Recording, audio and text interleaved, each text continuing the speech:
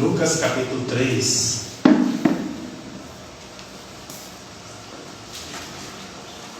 E versículos do 7 ao 14.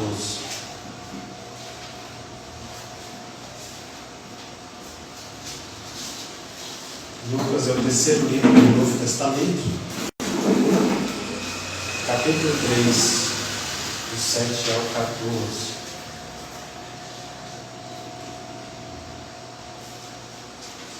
Diz assim a palavra do Senhor. Lucas capítulo 3, do versículo 7 ao versículo 14.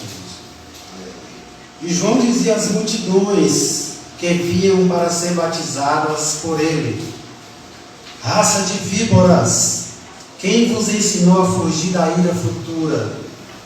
Produzir frutos próprios de arrependimento, e não comeceis a dizer a vós mesmos: Abraão é nosso pai.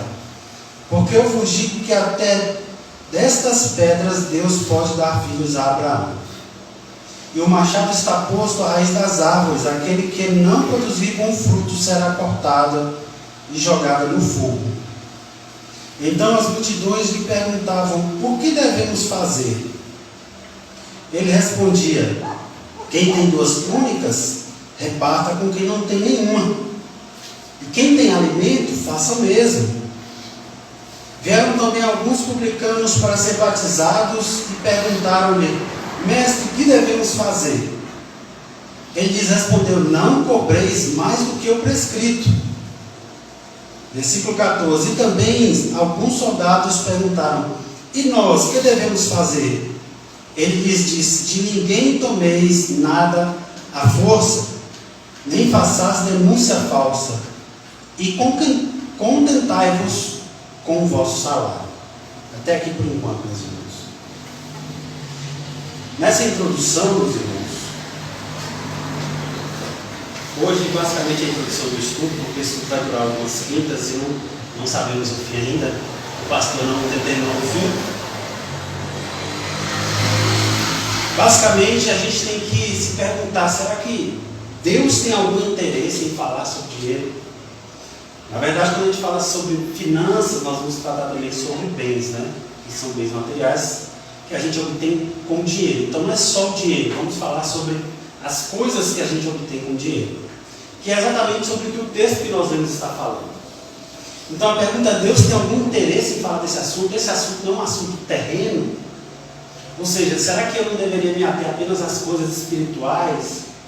Será que eu não deveria me ater apenas a, enfim, o que é que a gente considera como espiritual? Orar, ir na igreja, ler a Bíblia. Será que eu não deveria ater somente essas coisas que a gente separa na nossa mente e fala que são as coisas espirituais? E a gente costuma pegar as outras coisas da vida e colocar numa outra caixinha. Na verdade, a gente pega a vida da gente e divide em um tanto de caixinha, né? A caixinha do espiritual, financeiro, sentimental, é mais profissional.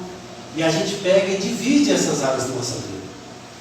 E eu ouvi de um pastor que dizia assim: você não tem 7 vidas, porque você não é um gato. Você só tem uma vida. Nós, na verdade, não temos esse tanto de vida que a gente coloca na nossa mente. A gente tem uma vida só. Então a nossa vida financeira, ela também tem que ser a vida espiritual, que também está relacionada com a espiritual, com a sentimental, que está relacionado também, enfim. Nós não temos essas divisões. Quando a gente fala de servir a Deus, tudo está incluso.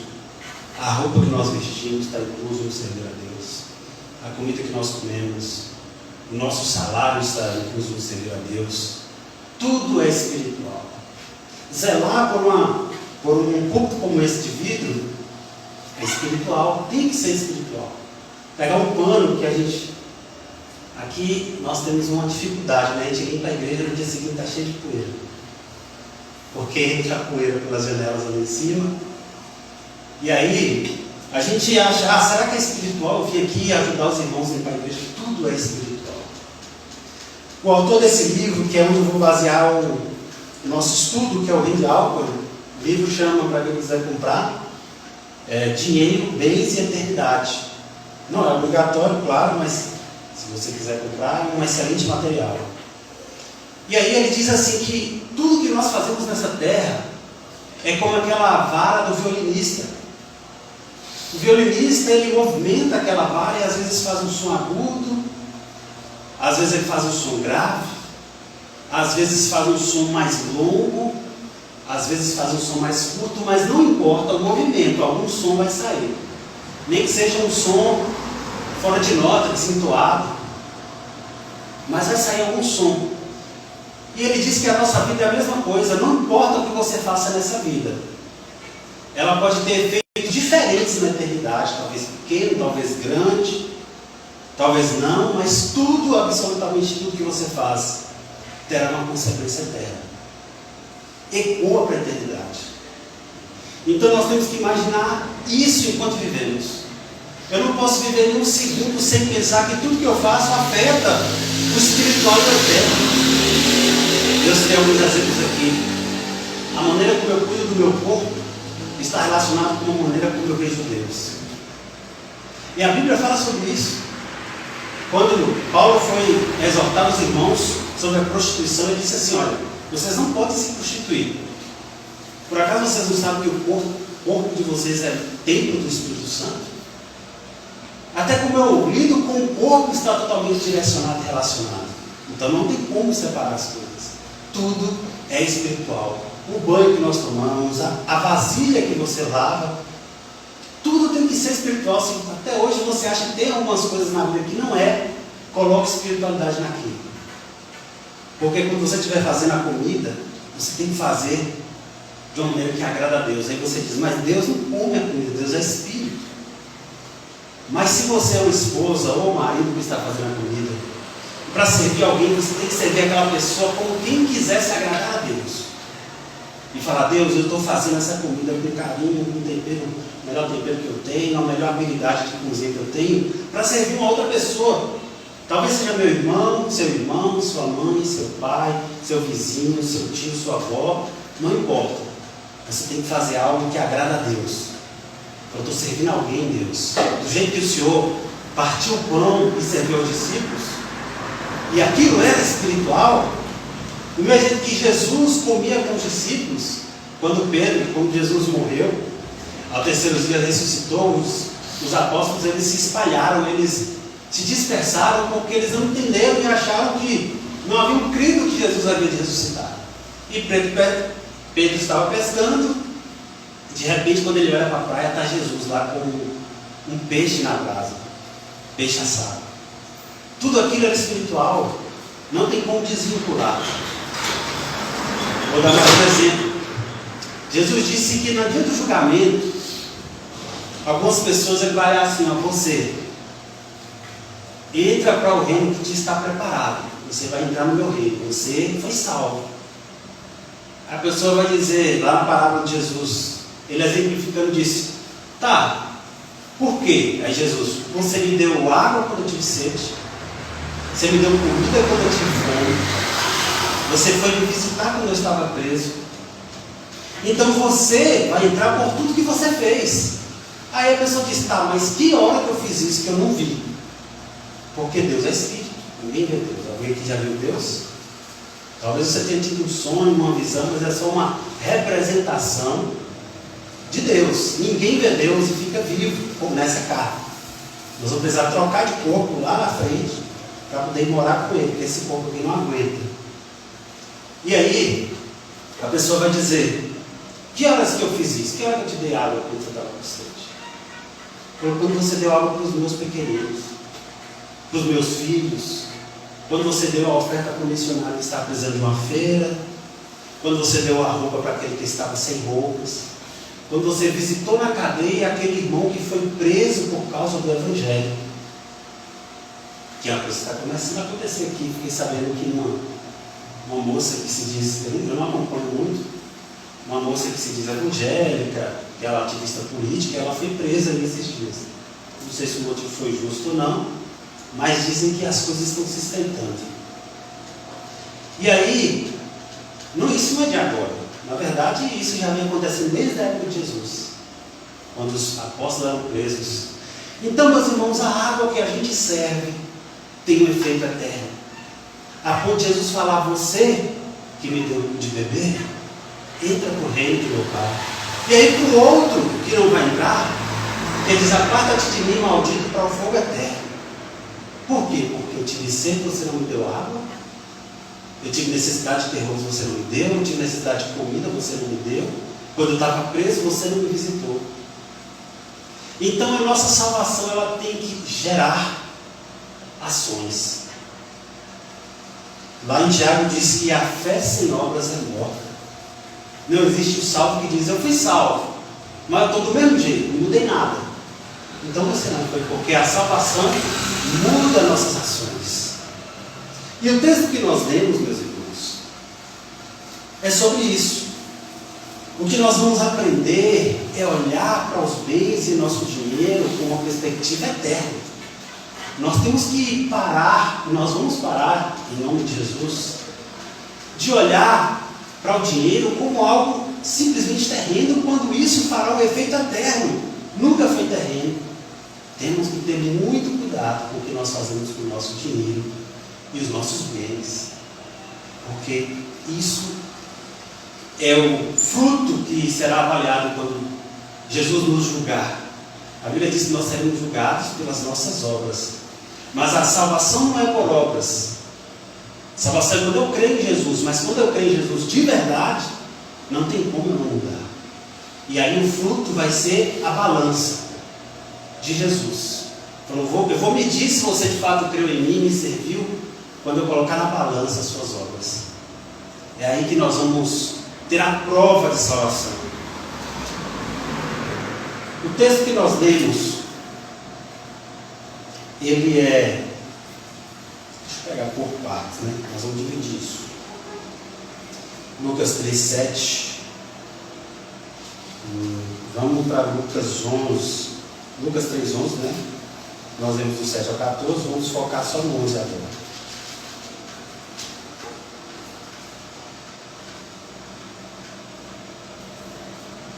Primeiro, ainda no 7, rapidamente, no Lucas 3:7. Ainda no 7 diz assim: João dizia às multidões que vinham para ser batizadas por ele: raças de víboras, quem vos ensinou a fugir da ira futura? Olha isso. Qual é a mensagem de João Batista? O reino de Deus é chegado. Arrependei-vos e produzir frutos dignos de arrependimento. O que isso quer dizer? Deixa eu ver se minha Bíblia está um pouco diferente. Produzir frutos próprios de arrependimento, está na minha Bíblia.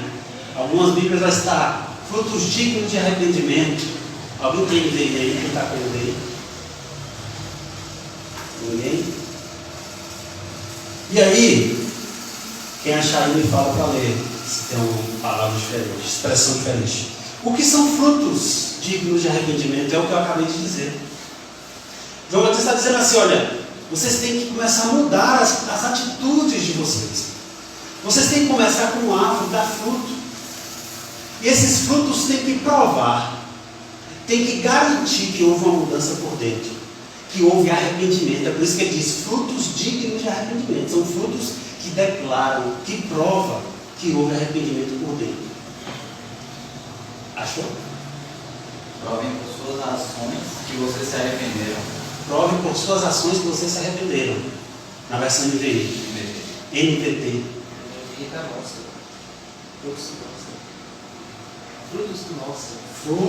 Frutos que mostrem o seu arrependimento. Então, independente da Bíblia, independente da expressão, que pode ser diferente de uma da outra, é a mesma coisa, o mesmo sentido e entendimento. João Batista estava dizendo isso. E olha só, por que ele gritou dizendo assim? Gritou não, a gente sempre imagina que ele está gritando, né? Com uma fala tão incisiva. Ele diz assim: raças de víboras. Ele estava jogando esse atributo, que é na verdade uma reprovação à atitude daquela multidão que vinha para ser batizado. Olha só, vou ser batizado, eu quero ser batizado. Aí ele começa a perceber, de alguma maneira que eu não sei, porque isso não declara, que as pessoas só estavam querendo ir lá molhar para dizer assim: estou salvo, estou livre da ira futura. É por isso que ele diz no versículo 7, na segunda metade do versículo 7, raça de víboras, quem vos ensinou a fugir da ira futura? Porque estava pregando arrependimento e que de alguma maneira chegou ao ouvido daquela multidão que a ira de Deus há de ser derramada a todo aquele que não se arrepender e por aí vai. Aí o povo, então eu quero ser batizado. Se é assim que resolve, vamos ser batizados. E aí ele vai e repreende a multidão que estava querendo fazer na fila para o batismo e diz: raça de víboras, quem ensinou vocês a fugir da ira vindoura? E ele diz assim: o problema de vocês é que vocês querem molhar o exterior, mergulhar lá no Rio Jordão, a fim de fugir da ira futura, que é o que eu acabei de falar, a reprovação de Deus no último dia, no julgamento. Mas vocês não estão produzindo frutos dignos, que provam, que mostram o vosso arrependimento. Arrependimento, irmãos, é um sentimento. Não se vê o sentimento. Se eu estiver amando alguém, não se dá para ver. Mas se você me acompanhar durante muito tempo, você começa a perceber algumas ações da minha parte. E você começa a dizer: olha, eu acho que o presbítero Nedson, ele ama a esposa dele. Tomara que eu esteja dando provas disso, dos irmãos. Por quê? Por causa da atitude. O sentimento não se vê, mas as atitudes começam a mudar em direção àquele sentimento. O arrependido dos pecados começa a mudar. E aí João está dizendo: vocês estão arrependidos por dentro, então produz isso do lado de fora. Eu não estou vendo a mudança, porque o sentimento não se dá para ver, mas dá para ver as atitudes. Se alguém dá alguma coisa para alguém, dá para ver. Dá para ver se alguém ajuda fulano ou não. Dá para ver se alguém é generoso ou não. Com o passar do tempo, você diz: olha, fulano é generoso. Fulano de tal é generoso. Por quê? Porque eu já vi várias vezes ele ajudando A, B, C, o parente, o tio, seja lá o que for. Fulano é amoroso. Ah, por quê? Porque ele sempre cumprimenta os irmãos, faz questão de abraçar os irmãos. As atitudes começam a pular para fora do coração. E aí que João entra dizendo: eu não vejo arrependimento. Vocês só estão mergulhando, volta, mas não houve a mudança.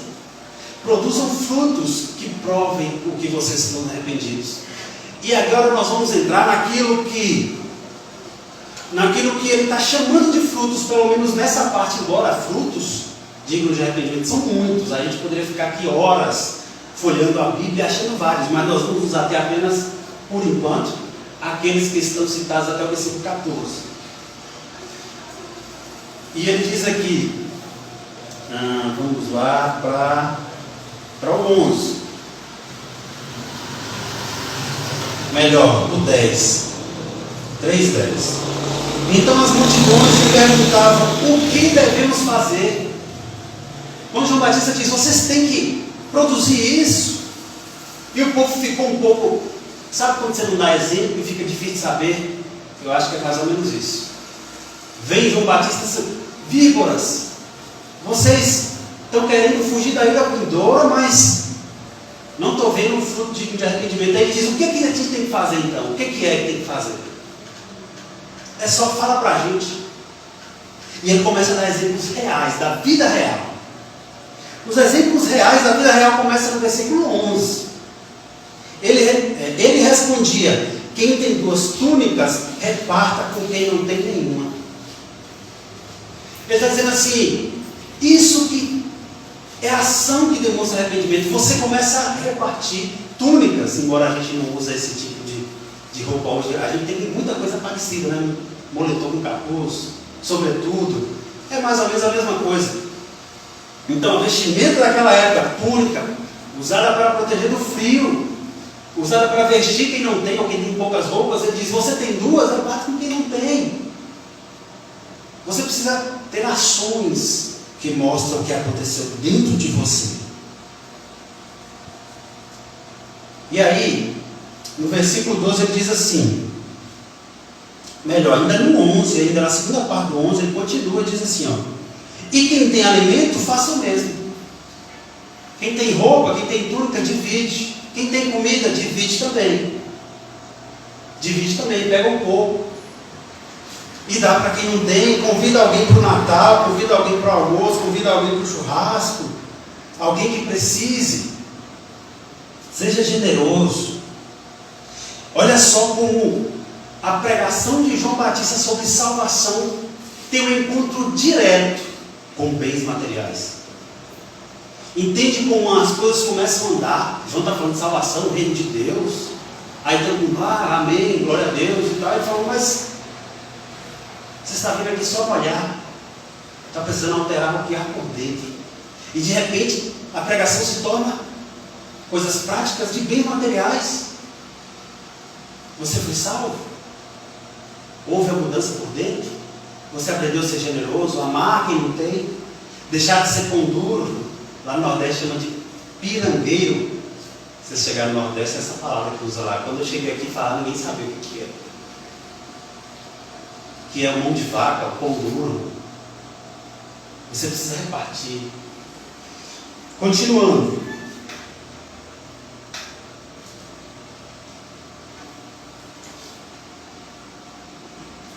No 12 ao 14, ele vai falar de pessoas que trabalham com dinheiro, olha só. Vieram também alguns publicanos para ser batizados.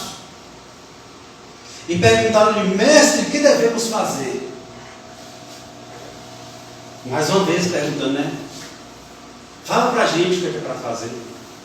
Já que não é só mergulhar, molhar no rio, já que o batismo tem um significado mais profundo que simplesmente se molhar. No 13, ele diz assim, no 13, ele lhes respondeu, não cobreis mais do que o prescrito. Ele falou isso com quem? Com os publicanos. Quem são os publicanos? Quem são os publicanos? Alguém sabe? Os publicanos eram aqueles, naquela época, quem dominava sobre Israel? Era Roma. Roma era a potência mundial. Quem gosta de história aí, Roma se tornou uma potência mundial gigantesca, tomou muito terreno. Eu estou lendo um outro livro sobre a história do dinheiro, e ele fala sobre essa parte quando chega em Roma, como Roma não inflacionava, enfim, é outro assunto. A moeda não inflacionava, mas enfim, os publicanos eram pessoas que trabalhavam para o governo romano, que cobravam imposto. Hoje nós pagamos imposto, mesmo que você não saiba que paga, você paga. Quando você compra um saco de feijão, uma parte daquele preço, eu não sei quanto está o feijão, mas vamos dizer que é R$10. Então, mais ou menos ali, por exemplo, R$3 é imposto. Você paga lá no caixa do supermercado, R$3 de imposto. Para onde que vai o imposto? Para o governo. Então os publicanos trabalhavam para o governo de Roma e cobravam imposto. Naquela época, é diferente de hoje, obviamente, não tinha tecnologia, código de barra. Como é que era cobrando imposto? Era ó, seu Zé, vim pegar aquela porcentagem que é do imperador. Seu Zé tinha plantado os feijão, e agora seu Zé tinha que dar. Eu não me lembro se eles também não só pegavam dinheiro, também a própria sementes, né? Os frutos, que na maioria das vezes eram agricultores que trabalhavam. Então ele era aquelas pessoas que tinham cargo de cobrar por imposto. Não era como hoje, tudo é digital, tudo é automático, a gente nem vê direito. E aí, meus irmãos, os publicanos eram odiados. Mas a pregação de João Batista foi no coração dos publicanos. Mexeu com eles. E eles tinham esse cargo, embora eles eram odiados, mas era um cargo normal do governo. É igual quem trabalha lá na Receita Federal. Tem gente que faz concurso para isso, normal, um cargo comum. Só que era um sujeito odiado, porque ia pegar o dinheiro que você produziu, que era 1/5, se eu não me engano, 20% de tudo que é produzido ficava para o governo. Quando esses publicanos vão em direção a João, movido pela palavra de Deus, falada pela boca de João, a pregação de que é chegado o reino de Deus, eles também perguntam o que nós devemos fazer. E aí a resposta está no versículo 13: não cobre mais do que o que é prescrito. Esse prescrito ele quer dizer aquilo, do que está na lei, do que foi definido. Porque em todo lugar houve corrupção. Todo mundo, todo lugar, que eu quero dizer assim, todo tempo, melhor dizer. Todo tempo houve corrupção. E publicanos também tinha aquela corrupçãozinha. Talvez combinava ali com o produtor, não, vou te cobrar menos, mas você me dá esse negócio aqui e tal, sabe como é, né? Quem é corrupto dá um jeito de roubar. E nós também temos exemplos no nosso país, como em outros países também, aqui não é o único país, de corrupção. Sai notícia aí direto de político A foi provado que roubou X, político B comprou casa com o dinheiro do povo, político C, não vou citar nomes que não tem interesse nenhum, não sou ativista político. Mas nós temos muitos exemplos no nosso país. Naquela época os publicanos também se corrompiam, muitos. E João Batista já sabia, porque essa fama não era fama de corrupto, não fica escondido. Ele diz, vocês, sabe o que vocês fazem? Vocês não vão cobrar mais do que está prescrito. Se é 20%, então cobra os 20% para embora. Vocês não vão extorquir ninguém, não vão ameaçar ninguém. Mais uma vez, a pregação de João deságua em uma pregação, algo prático, que também está relacionado a dinheiro e bens. Você se converteu, você se arrependeu, então você só não vai vir aqui mergulhar no Rio Jordão, você vai, além disso, como demonstração do seu arrependimento, você vai começar a agir com justiça e honestidade. Salvação deságua em ações, que está ligado diretamente a bens e dinheiro. A pessoa que converte, ela muda a maneira de lidar com o dinheiro. Ela tem que mudar, seja pela generosidade, seja pelo desperdício. Olha só, quando Jesus, em um dos episódios que ele multiplicou pão e peixe, quando a multidão esperava algo para comer, ele multiplicou pão e peixe e sobrou. Ele disse assim, ó, junta o que sobrou e que nada se perca. Jesus aqui dando uma lição. Deus multiplicou o pão, Deus deu a comida, não vamos jogar fora. Nós não podemos ter a mentalidade de desperdício também, tá? Porque é Deus que está me dando. Irmãos, tem dois extremos, né? O extremo é aquele povo que adora objeto. Tem gente que compra um carro, que ele ama mais o carro do que o filho. Ele fica mais tempo alisando o carro do que alisando o filho. Isso é idolatria. É gente que ele ama os bens, a ponto de devotar grande parte do ser dele para aqueles bens. Mas tem também o outro extremo que também é pecado. É aquele povo que acha que os objetos é nada. Aí ele compra, com muito sacrifício alguém da ele que seja, um computador. Ele trata aquele computador como se fosse um tapete na casa dele. Passa assim 6 meses, está tudo quebrado. Ele compra já está tudo quebrado em pouco tempo. É aquela pessoa que não valoriza. Então nós temos que ter cuidado com as duas coisas. A gente não pode ficar amando objetos e nem pode destratar aquilo que Deus nos dá. Se é uma roupa, cuida da roupa. Lava, cuida bem, cuida para não queimar, no ferro, aumenta a temperatura. Quem nunca pegou roupa? Cuida, zera, foi Deus que te deu um bem, uma mesa. Deus que te deu comida. Evite o desperdício na medida do possível. Pense que é muito difícil, não desperdiçar nada. Mas na medida que você puder. Uma mulher da Venezuela, né? Enfim, pobreza no país devido à política de lá. Ela veio morar no Brasil, não sei se deu um jeito, e ela se assustou no Brasil. E ela disse, por que vocês jogam tanta comida fora? Me explica.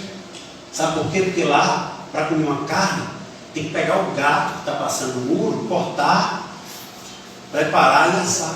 Tem que pegar o cachorro que está passando na rua. Sabe por quê? Porque o país está na pobreza daquele jeito. Carne de boi, esquece. Aprendeu a não desperdiçar. Mas naquela condição. Mas é natural que quem tem fartura desperdice. Na empresa onde eu trabalho, eu fiquei assustado. Saiu uma ordem lá da direção, lá de cima, dos chefões, e ele disse assim, ó: eu preciso, a empresa precisa economizar R$1 milhão por mês. E aí eu falei, de onde que vai economizar R$1 milhão por mês? Na área de tecnologia, que era do trabalho. E de repente o pessoal foi procurando. Onde é que tem um servidor que está ligado que não precisa? Onde é que tem um computador que está ligado que não precisa? Onde é que tem... E foi caçando e conseguiram baixar esse negócio. De um jeito começou a trocar de sistema. Não, esse aqui está caro, vamos comprar o outro. Não, desfaz esse contrato. De repente, conseguiram economizar R$1 milhão por mês. Se eu não tiver ganhado no mês ou no ano, acho que é por mês. E eu fiquei pensando nisso. Isso foi na minha cabeça. Falei, quer dizer que era possível a mesma empresa viver sem gastar R$1 milhão. Sabe por quê? Foi procurando onde é que está gastando. Para onde que está indo esse negócio? Para onde que está? Onde é que tem um negócio que está desperdiçando, uma água, e por aí vai. Assim a gente aplica a nossa vida pessoal. Nós temos que cuidar do que Deus nos deu, mas também temos que entender que nós não podemos adorar o dinheiro, muito menos bens materiais. Nós temos que ficar no equilíbrio da palavra de Deus. Nós temos que entender que Deus quer que nós consideramos tudo que é fazer tudo para a glória de Deus. Quer comais, quer bebais, tudo tem que ser para a glória de Deus, para agradá-lo. Meus irmãos, deixa eu ver a hora.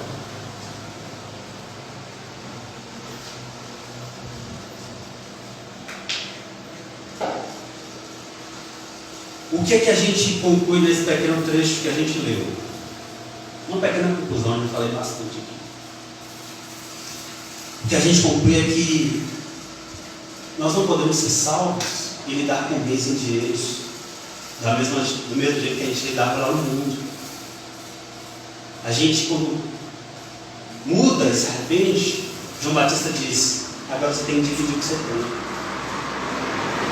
Agora você não pode mais ser corrupto. O que não é seu, não é seu. Você não pega o que não é seu. Porque agora você tem que demonstrar frutos de que algo mudou dentro de você. Não basta batizar como todos nós aqui, quase todos nós aqui fizemos. Não basta ir lá na água, mergulhar e dizer, pronto, resolveu. Resolveu não. Não resolveu porque algo por dentro tem que mudar também. E é nosso arrependimento. Amém? Vamos agora lá para Lucas 19. Só passar algumas páginas aí, vocês vão chegar em Lucas 19.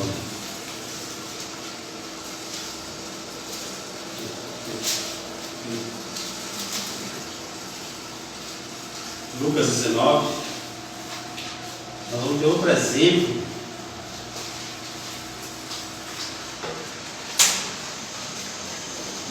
E nós vamos ler do versículo 1 até o versículo 10. Lucas 19, nós vamos ler do 1 até o 10. Tendo entrado em Jericó, Jesus atravessava a cidade. Havia ali um homem chamado Zaqueu,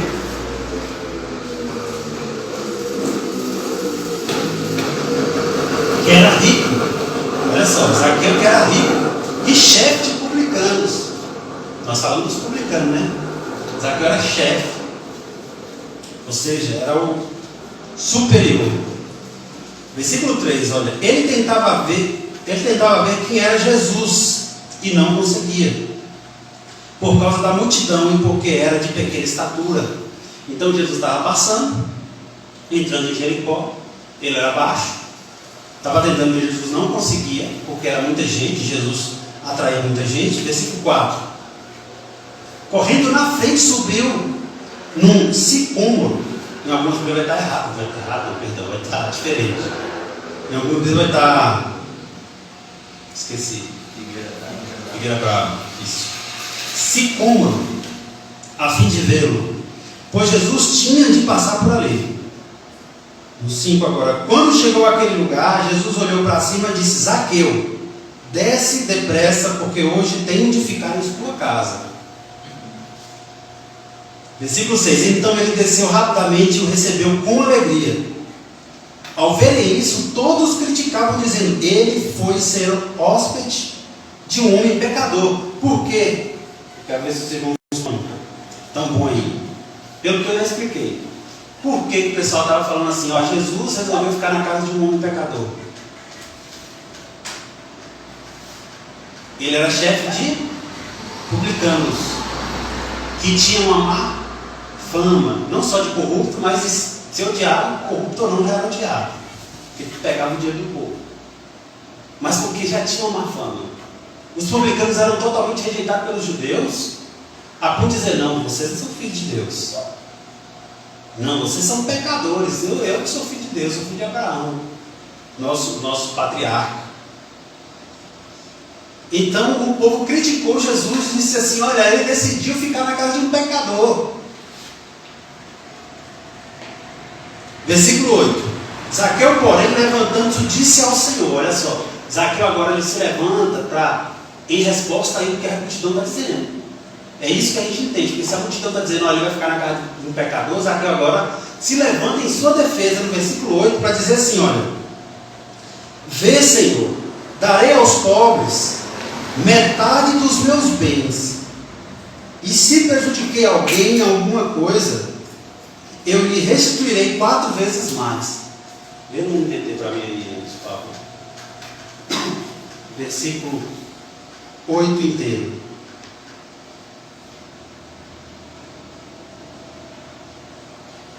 Aqui, meus irmãos, ele dá uma prova de que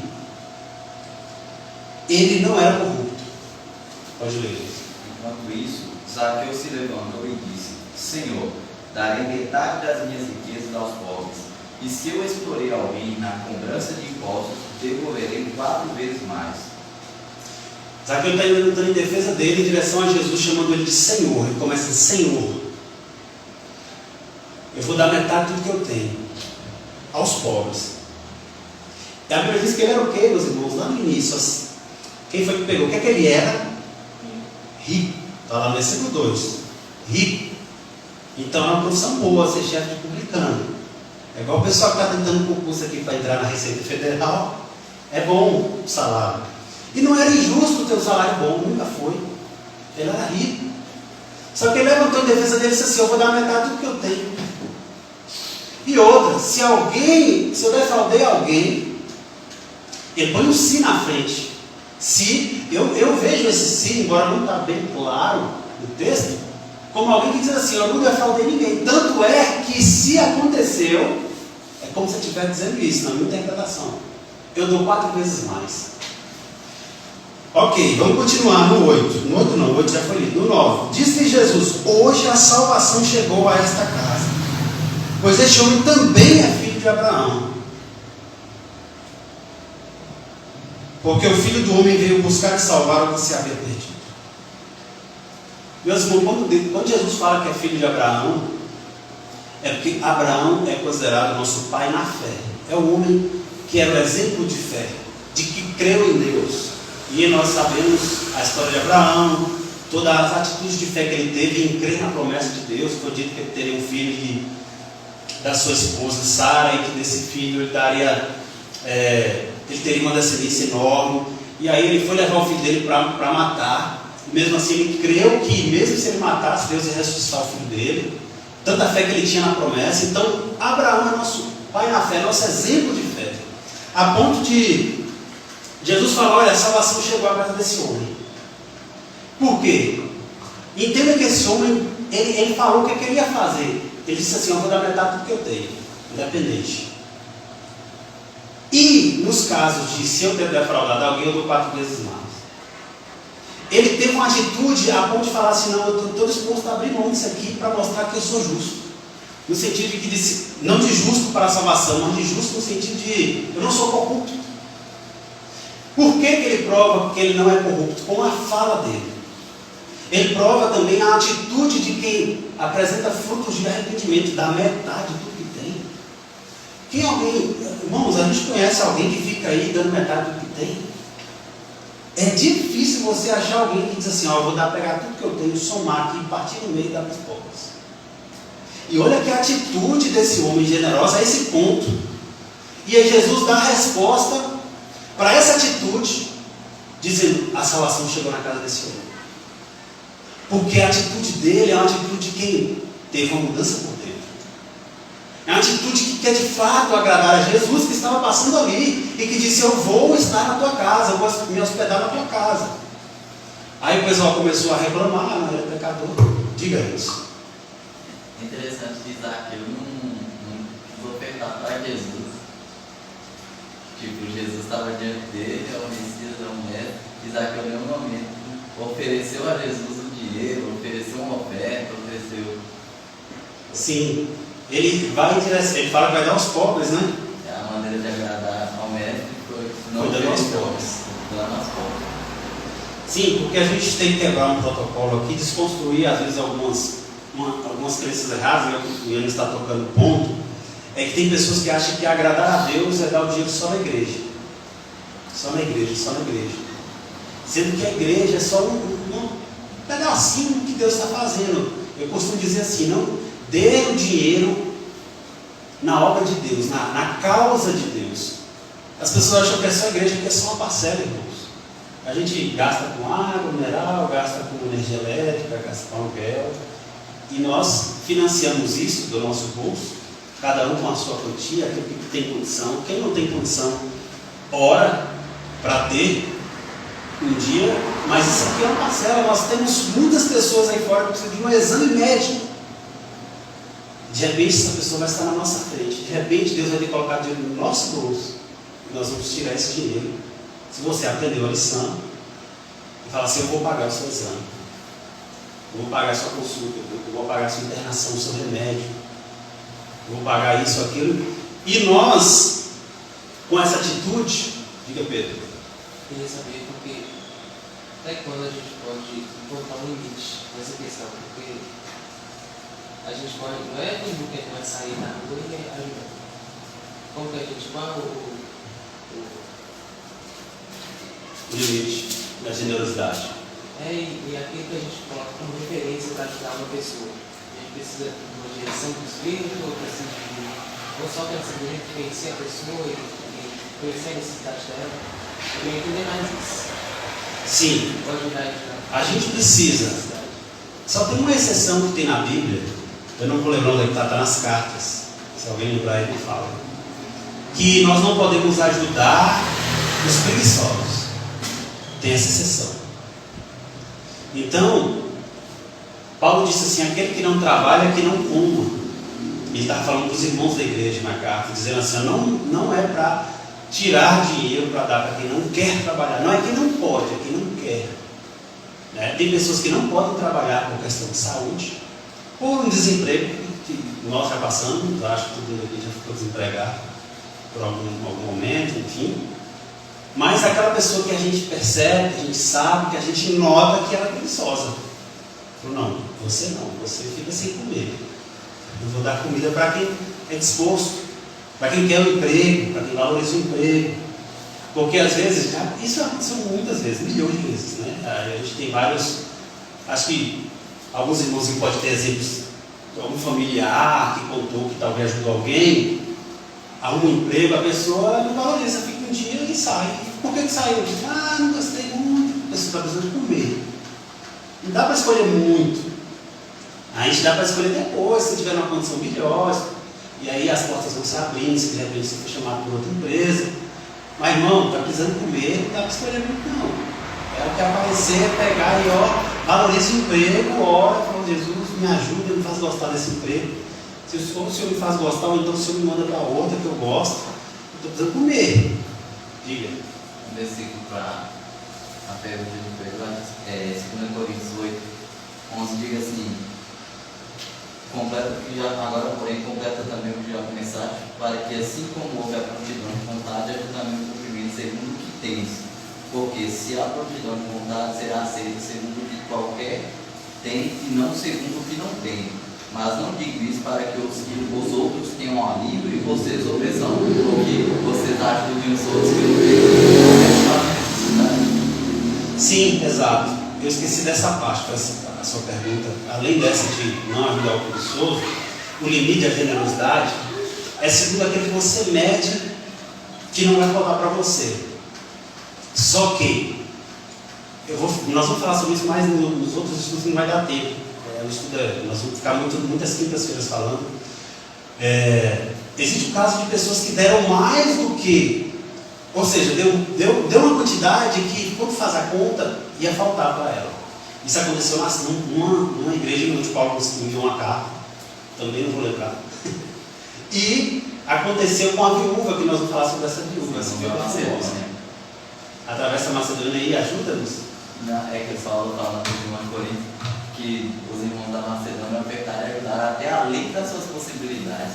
Além das suas possibilidades, e ele diz, completando o texto, que Deus havia de prover para esses que deram além da sua condição. Ou seja, sabe quando você dá, que você fala, ixi, para mim não apertar o mês, porque eu dei um pouquinho a mais. Mas o que ele disse assim, o próprio Paulo disse assim, Deus vai prover para estes que deram a mais.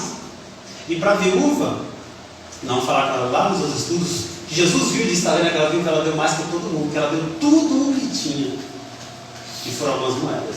E os outros só deu o que sobra. Então essa viúva também foi elogiada. E aí, fica para nós aqui um equilíbrio. Eu não acredito que Deus vai achar ruim se alguém der mais do que deveria, não ter graças. Vou ficar apertado, vou dar mais. Só que tem que ser um ato de fé pessoal. Porque Deus é provedor. E aí, você diz assim, eu já tenho George Miller, o apóstolo da fé, né? Lá na Europa ele havia orfanatos, e ele disse que quando ele decidiu não receber o salário da igreja, ele decidiu não receber, ele disse que ele ficou alguns dias sem comer. E ele falou, Deus, será que o Senhor vai... Gente, será que eu fiz certo? Será que era isso mesmo? Minha esposa está com fome, eu estou com fome. E aí as coisas foram acontecendo, e deu que eu via, depois ele passava por dificuldade, e ele ia... Chegou num ponto que a fé dele estava tão aguçada que ele não tinha salário, e quando ele precisava, ele dobrava os joelhos pela manhã. E Deus provia aquele dinheiro necessário do dia. Quem quiser ler depois livros sobre George Miller, está em Heróis da Fé, tem livros somente dele, enfim. Quem quiser comprar e pesquisar, é excelente. É incrível a história do George Miller, incrível. Ele sustentou 2.000 crianças sem ter salário. E ele orava de manhã e falava, Deus, essas crianças só vão comer se o Senhor mandar comida hoje, senão elas vão ficar um dia inteiro sem comer. E aparecia alguém e dava comida, o pessoal, enfim, é uma história linda e aumenta a nossa fé. Eu queria que desse um exemplo mais concreto, porque é até interessante esse exemplo de George Miller, mas a gente sabe que não é realidade para muitas pessoas, e não é todas as pessoas que têm esse nível de maturidade também de fazer isso. Então, tipo, no dia prático, por exemplo, eu fiz lá a lista das minhas finanças mensais. Aí eu tinha aquela lista de despesas fixas. Então eu poderia tirar alguma parte daquele dinheiro que estava destinado às minhas despesas fixas e eu só ganho para pagar as despesas fixas, por exemplo. Sim. E deixar de pagar alguma coisa das minhas despesas fixas para poder ajudar muito. Naturalmente, se a despesa é fixa, a gente tem que ver que despesa é essa, né? Porque de repente tem que haver uma correção do que a pessoa... Pois é, mas o que é necessário varia, mas vamos lá, vou dar um exemplo. A despesa fixa pode ser, por exemplo, água e luz e aluguel, por exemplo. Primeiramente, é muito difícil alguém ter uma condição que não pode dar nada. Pode dar nada, tipo assim, eu ganho exatamente... Cada centavo de despesa fixa é muito difícil. Então, assim, ou aquela pessoa está fazendo muita conta, para ela não ter absolutamente nada, nenhum real para dividir. Ou então, e aí, entra nesse caso, vou colocar de lado a questão da fé. Quem quiser dar tudo e vai crer que Deus vai prover. Mas é muito difícil, Pedro, é difícil crer que alguém vai ter muito exatamente aquele valor. Mas vamos lá. O que a pessoa pode fazer? Se eu estou morando num local com um aluguel que está deixando meu dinheiro exatamente igual, a minha sugestão, não só por causa da fé, é que a pessoa consiga um lugar mais barato, menor, talvez, mas mais barato, para que ela tenha um mínimo de liberdade, não só para questões pessoais, como também para ofertar e ajudar alguém. Porque eu acho difícil alguém ficar exatamente naquela conta. Normalmente o que acontece são pessoas que fazem compras, muitas compras em cartão de crédito ou boleto que seja, e ocupam o salário inteiro. Isso é um erro.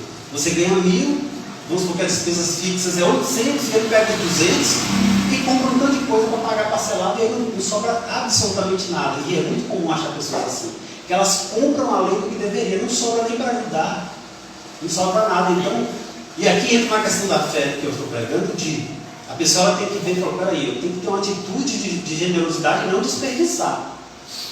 Agora, essas contas têm que ser muito revistas, e claro, cada um vai viver conforme a sua condição salarial. E o que é necessidade, a Bíblia diz que é só comer, beber e vestir, a Bíblia. O resto é maleável. Onde eu moro é maleável, onde o tipo da roupa que eu compro é maleável. Pode ser, tem roupa de R$10, de R$5, tem roupa de 50, de 500. Então vai da escolha, tem que escolher bem, de acordo com aquilo que ele ganha, para ter uma condição de ajudar alguém. Não só por questão de ajudar, mas até para o bem dela financeiro. Para quem vai viver no limite, eu não tenho paz de viver no limite, sai comprando, e ficar ali no talo, sem gastar um lanche. É muito, não é sábio, diga. E aí eu vou encerrar só para que eu só queria que você considerasse essa questão, porque tem pesquisas que falam, por causa do déficit, a educação financeira do Brasil, quase 60% das famílias brasileiras são endividadas. Entendeu? É por isso que eu falo essa questão da má administração do dinheiro. Tem não ter, entendeu? Isso, nesse caso, elas não deveriam se endividar, né? E viver com o que tem. Não estou falando que é fácil. Não estou falando que é fácil ganhar R$1.000. Mas se você não pode pagar um aluguel de 700, você vai ter que pegar um lugar pequeno, dentro da sua condição, não vai estar pintado, talvez, não sei. Mas nós temos que viver com o que nós ganhamos. Aí exclui-se o caso do desemprego, que aí a igreja ajuda, deveria, né, cara? Não estou falando da nossa, estou falando da igreja como um todo. Com desemprego, a família tal está sem. A igreja auxilia, é aí que a gente entra na necessidade. E tem pessoas que realmente não tem nada, e não ter nada, ela nem consegue ajudar, e ela tem que ser ajudada. Mas no caso de a pessoa não ter mesmo, está desempregada, apertou mesmo, não tem, aí tem que ser ajudado. É o socorro dela e oração. Mas fora disso, a grande salário vive com o que tem. Não posso comprar tal produto. Você não pode comprar. Você tem que comprar só comida ali no limite, vai comer um pouco menos, inclusive, literalmente, menos no prato mesmo que eu falo. Tem pessoas que não têm condição de pôr a quantidade de comida que quer. Na hora do almoço ele tem que colocar metade do que come. Mas é a realidade. Se ganha 1.000 ou menos, aí cada um vai fazer sua conta, se tem cada próprio não. Não tem como a gente viver um valor que não está no nosso bolso. Não dá para viver assim. E aí, sacrifícios têm que ser feitos. Muitos sacrifícios. Amém? Isso entra na questão do pecado? A pessoa que vive nessa questão de estar endividada, não consegue ter como dividir, ela peca? Uma vez que ela entende que aquilo que ela administrou mal o dinheiro, comprou além do que deveria, fora do salário, ela tem que entender que a vontade de Deus naquela e mudar de atitude. Para a pessoa sair da dívida, não é de hoje para amanhã. Tem que demorar uma semana, um mês, 1 ano, 5 anos, 10 anos. Só que o coração dela tem que estar voltado para resolver aquilo. Enquanto ela deve e a vida financeira dela não está em ordem, automaticamente, além de não poder, não é só ajudar, mas isso não glorifica a Deus viver dessa maneira. Toda endividado e não consegue ter nada, tudo no limite. Então ela entende aquilo ali e fala, peraí, eu vou organizar a minha vida.